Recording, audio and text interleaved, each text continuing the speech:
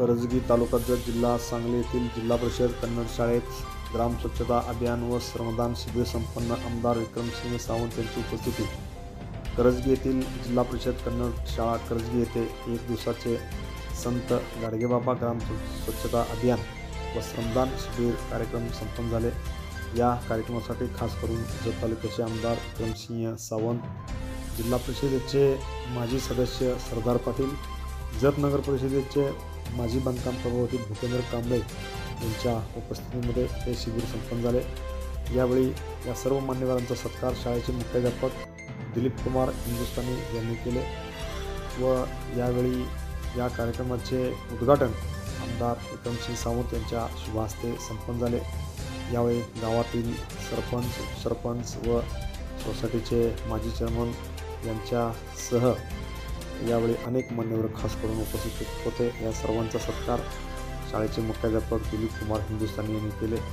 यावेळी शाळेतील शिक्षक सदाशिव बडगेर, मल्लिकार्जुन गुरव, राजाराम इम्मनवर, शिरसोई बिराजदार यांच्यासह अनेक मान्यवर उपस्थित होते। या सर्वांच्या उपस्थितीमध्ये हा कार्यक्रम अतिशय चांगल्या पद्धतीने संपन्न झाला। संत गाडगेबाबा महाराज यांच्या जयंतीच्या निमित्ताने गाडगेबाबा स्वच्छता अभियान या अंतर्गत करजगी गावातील या जिल्हा परिषद शाळेचे सर्व विद्यार्थी आणि या ठिकाणी उपस्थित असणाऱ्या सर्व गावातील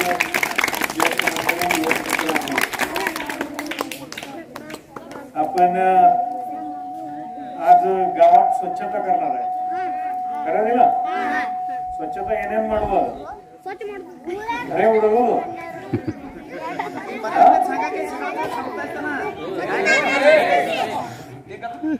करायला घरे उडवू याನ ಉಡುಗುದೇ ಸ್ವಚ್ಛತಾ ಮಾಡೋದನ್ನ ನಾವು ಮಾಡುವ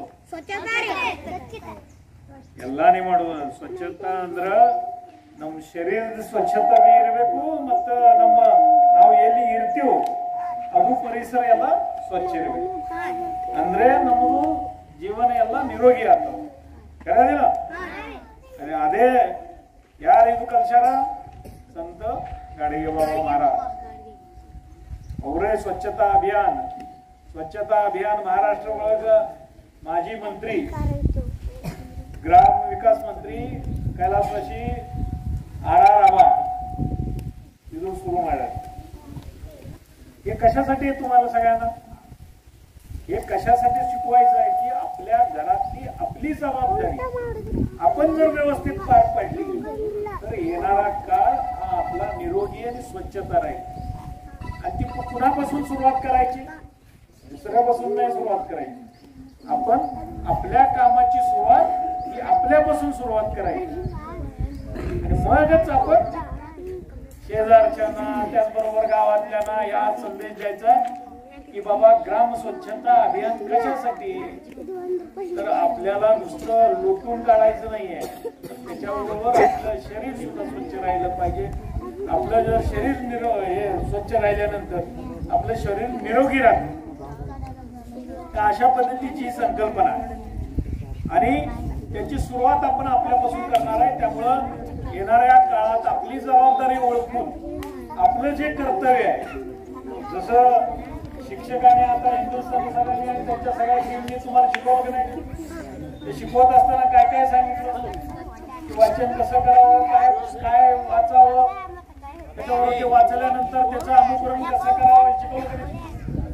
तसंच त्या शिकवलेल्या ह्याच्यावर आपण आपली जबाबदारी ओळखून काम करायचं आणि येणारा काळ हा आपला निरोगी राखण्यासाठी आपण सगळ्यांनी या पद्धतीचं सहकार्य या गावाला सुद्धा करायचं आणि हे वरिष्ठांना सुद्धा आपल्या घरातल्या मंडळींना बी शिकवायचं आणि गावातल्या मंडळींना बी शिकवायचं।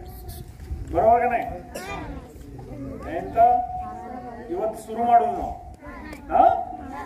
ನಾವು ಎಲ್ಲರಿಗೂ ಮೊದಲು ಎಲ್ಲ ಶುಭೇಚ್ಛೆ ಕೊಡ್ತೀನಿ ಮತ್ತೆ ಊರಿನವರು ಎಲ್ಲರೂ ಹಿರಿಯರ ಮಂದಿಗೆ ಶುಭೇಚ್ಛೆ ಕೊಡ್ತೀನಿ ಮತ್ತೆ ಹೌದು।